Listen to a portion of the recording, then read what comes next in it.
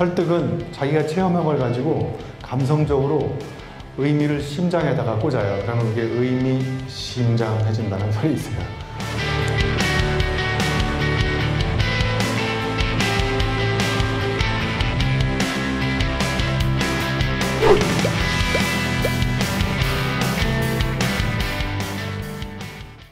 앞에 제목을 보시면 체인지라고 지금 사회자가 소개를 했죠.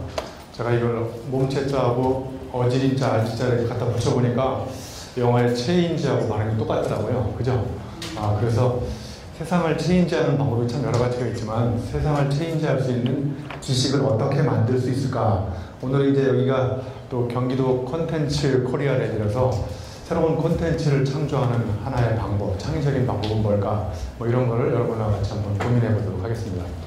자, 이미 여러분이 알고 있는 이 세 가지 한자를 조합하면 약간의 언어 유희 같긴 하지만 영어의 체인지하고 발음이 똑같잖아요.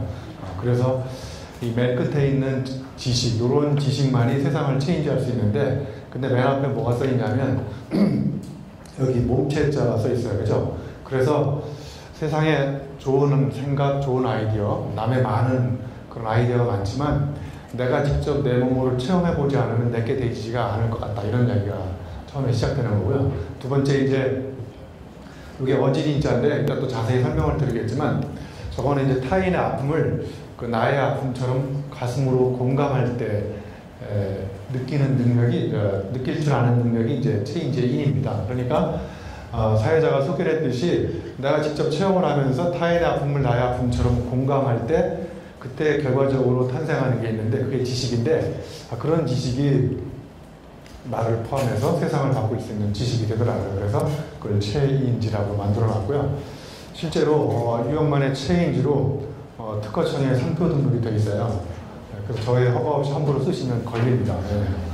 네. 저의 창조경제 모델은 여러분이 이미 알고 있는 단어를 이렇게 세계 최초로 갖다 붙인 다음에 아무도 못 쓰게 이렇게 특허에 등록을 시켜버려요. 그래서 저의 허가 없이 함부로 쓰는 사람들 이렇게 뒷조사해가지고 시비 걸어서 이렇게 돈 뜯어내는 전략으로 먹고 살고 있습니다.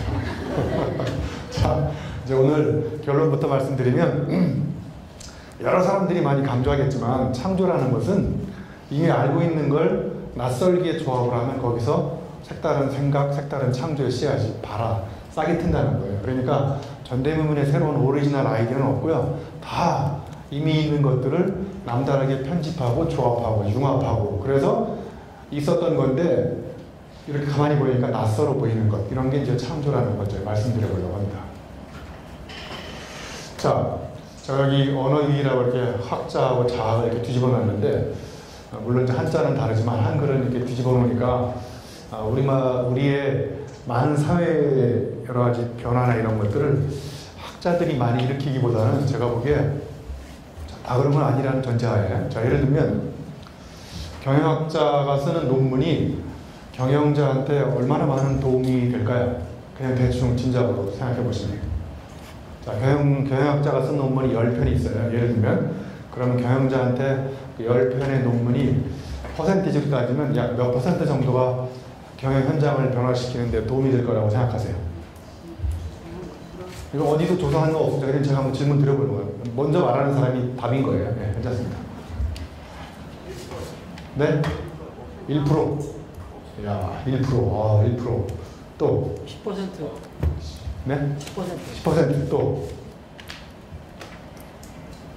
네, 생각보다 굉장히 저조합니다. 네, 그래서 경영학자들이 자학을 하는 이유가 자기가 쓴 논문이 현실 변화에 별로 도움이 안 되고 자학을 하고 있구나 이런 생각을 저는 그래도 한 5, 60%는 된다 이런 답이 나오지 않는데 와 1%도 안 된다 뭐 여기 10%다 그러면 경영학자들이 들으면 굉장히 서운할 것 같아요. 그죠? 네. 근데 전제 조건은 다 그런 건 아니다라는 전제 조건이 있습니다. 자, 저는 이제 교육학자인데 자 여기 제가 이렇게 써놨어요. 교육학자와 교육자가 되는 비결. 그러니까 저건 무슨 이야기냐면 교육학자나 경영학자가 책상에서 공부를 열심히 했는데 책상에서 공부한 지식이 경영 현장 또는 교육 현장을 바꾸는데 얼마나 많은 도움이 될까 이런 걸 제가 첫 번째 이제 여러분들한테 의문을 제기해 보는 거예요. 그래서 내가 아무리 많이 공부를 했어도 그걸 내가 직접 체험을 하면서 가슴으로 느껴보지 않는 이상 그건 나의 지식으로 체화되기가 참으로 어려울 수 있겠다. 이런 전제 조건을 한번 처음에 여러분들한테 한번 말씀을 드려본 겁니다. 자, 두 번째.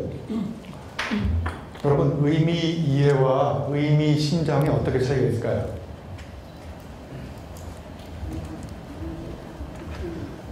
자, 그러면 이제 예를 들어서 우리 교수님이 쓰신 책 중에서 교수님이 쓰신 개론서를 읽고 막 감동받아서 눈물을 흘리는 사람 손 들어보세요. 네, 없으신가요? 네. 자, 그러면 두 번째. 우리 개론서는 설득을 하고 있나요? 아니면 설명을 하고 있나요? 네, 그러면 설명과 설득의 차이는 뭔가요? 한 글자 차이다. 명과 득의 차이다. 자, 이제 결론부터 얘기하면 제가 생각하는 점인데요.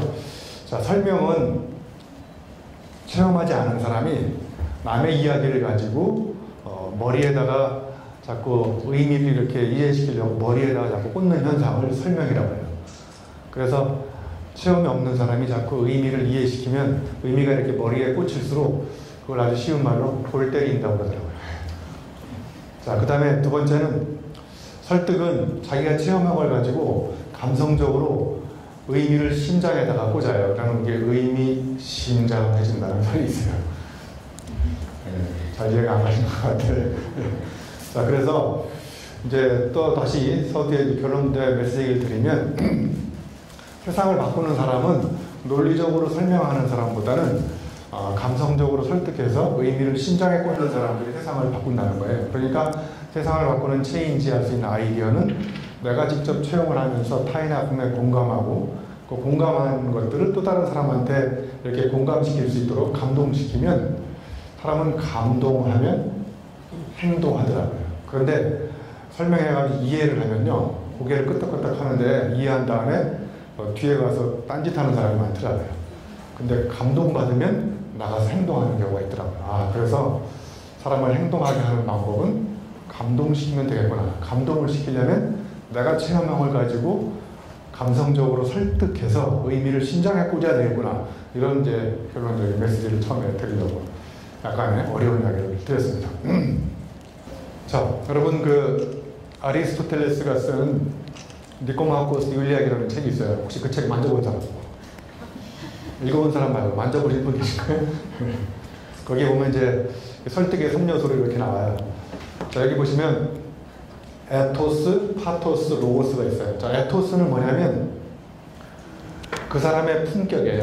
자, 그 사람의 품격이고 그 사람의 품성이에요. 그 사람을 보면 믿을만하다라는 이런 신념이 오면 그 사람의 이야기가 약 벌써 60% 정도 먹힌다는 거예요. 네?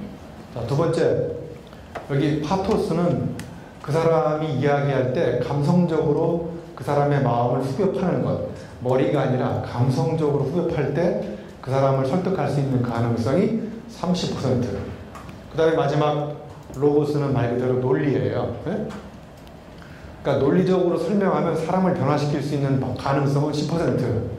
내가 체험한 걸 가지고 나의 본 모습을 그냥 보여주기만 해도 그건 60% 사람을 바꿀 수가 있고, 그 다음에 감성적으로 사람의 마음을 후벼파면 30% 바뀔 수 있고, 그러니까 6대 3대 1 정도 된다는 거예요. 그죠? 자, 요거를 다시 제가 오늘 말씀드린 체인지로 살짝 바꿔보면, 자, 에토스는 그 사람의 체험을 통해서 드러나는 품격인 거예요. 그죠? 그 다음에 체인지의 E는 그 사람이 갖고 있는 아픔을 가슴으로 생각하는 능력이기 때문에 공감 능력이니까 이 파토스하고 거의 비슷한 능력이 돼요. 그죠? 그 다음에 마지막에 논리가 있어야 이해된다. 체인지의 G는 로고스인 거죠. 그죠? 자, 그럼 여러분은 평소에 어떤 부분을 더 많이 강조해서 사람을 만나고 사람한테 이야기를 하나요? 로고스를 강조하나요? 파토스를 강조하나요? 아니면 에토스를 강조하나요? 자, 그래서 오늘 결론적으로 얘기하면, 자, 이 부분이 많아야 사람이 바뀌고, 그 다음에 두 번째, 그러니까 이게 손발, 몸체자고요. 그죠? 이게 심장, 하트, 이게 핸드, 하트, 헤드, 이게 3H잖아요. 그죠? 그러니까 손발이 움직여서 내가 체험한 걸 가지고 다른 사람의 아픔을 공감하고 그리고 공감한 다음에 그걸 빼도 박도 못하게 논리적으로 딱 문을 닫아버리면 그건 거의 속수무책에 사람을 변화시킬 수 있는 가능성이 될 수 있다는 거예요. 왜냐면 여러분들 전화기 때는 하루에 65번 질문했어요. 스탠포드 대학이 실험을 해봤는데요. 저 지금 몇 살이에요? 11살?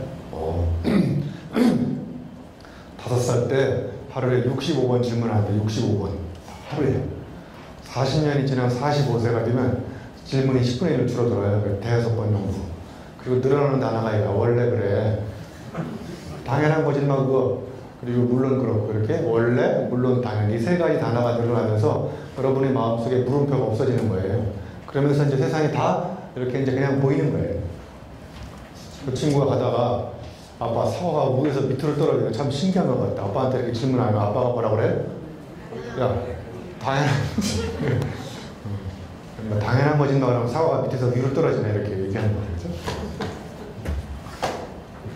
자, 이걸 왜 보여드렸냐면 그 사자성어 중에 수주대토란 말이 있어요. 수주대토가 뭐냐면 여기 농부가 이렇게 농사를 짓는데요. 여기 나무 흰둥이와 토끼가 달려와서 부딪혀 죽어요. 아까 사슴처럼. 그래서 농부가 농사를 때려치우고 이제 토끼가 다시 와서 부딪혀 죽을 것을 가정하고 여기만 계속 쳐다보고 있어요. 그러니까 여러분이 옛날의 체험, 성공했던 체험을 안 버리고 상황이 바뀌었는데도 불구하고 일반적인 상황에다 계속 자꾸 적용하려고 하는 과거의 성공 체험을 이런 어리석음을 수주대토라고 하는 거예요. 그리고 아놀드 토인비는 그걸 전문 용어로 휴브리스라고 한 거고요.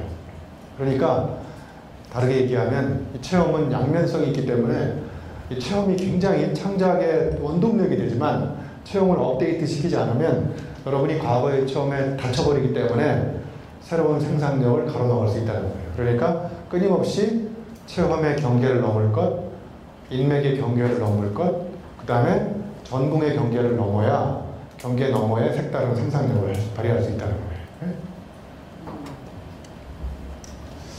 생물학적인 용어는 이제 움벨트라고 있는데요. 동물들이 주관적으로 인식하는 세계가 움벨트예요. 우리도 동물이잖아요. 그죠? 만약에 여러분이 경기도 분당 판교에 사는데 판교를 한 번도 벗어난 적이 없는 사람은 판교가 이 세상의 전부라고 생각하는 거예요. 거기가 움벨트야, 그 사람이.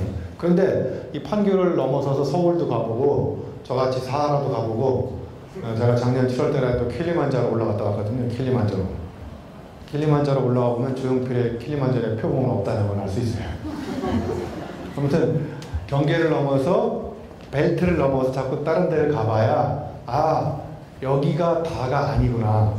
내가 이제까지 체험한 것이 다가 아니라는 것을 체험적으로 깨달을 수 있고, 그렇지 않을 경우에 풍뎅이가 우물에 사는데 이 풍뎅이는 평생 여기만 있어요. 그러니까 풍뎅이가 주관적으로 인식하는 세계는 여기가 전부라는 걸 알 수 있고 여기에 다른 세계가 존재할 수 있다는 것은 원천적으로 생각하기가 불가능하다는 거예요.